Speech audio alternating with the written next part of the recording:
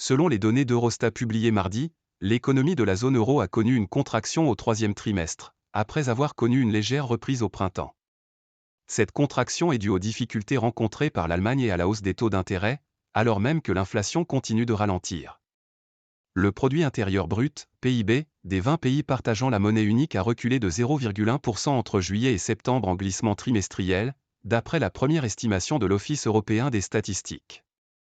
C'est en deçà des attentes du marché, les analystes de FACSE misant sur une stagnation, plus 0%.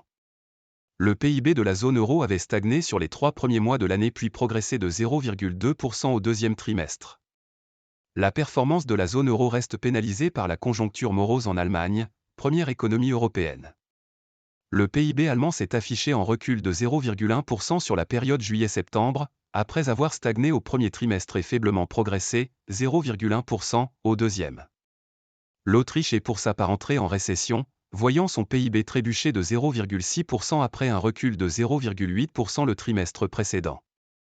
L'Italie, elle, a vu son économie stagner au troisième trimestre, échappant ainsi de justesse à la récession après une baisse de 0,4% au deuxième trimestre, sur fond de hausse des taux d'intérêt qui freinent toujours la demande intérieure.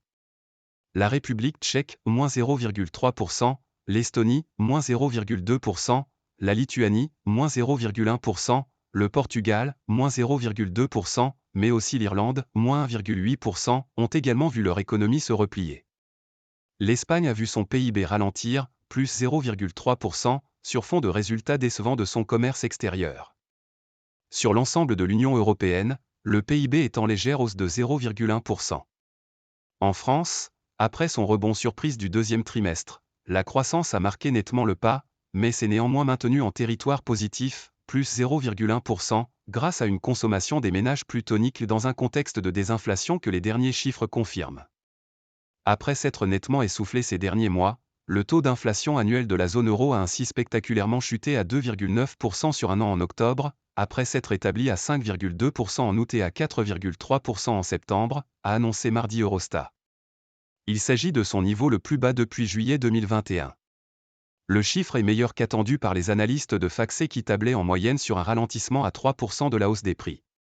Ce recul de l'inflation s'explique essentiellement par la dégringolade, moins 11,1% sur un an, des prix de l'énergie, tandis que le renchérissement des prix alimentaires, plus 7,5%, de services, plus 4,6%, ou des biens industriels hors énergie, plus 3,5%, ralentissait.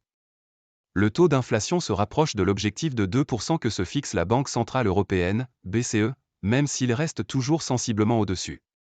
La BCE a laissé la semaine dernière ses taux inchangés après 10 hausses d'affilée de ses taux directeurs visant à endiguer l'envolée de l'inflation, un durcissement monétaire sans précédent qui a pesé sur l'économie.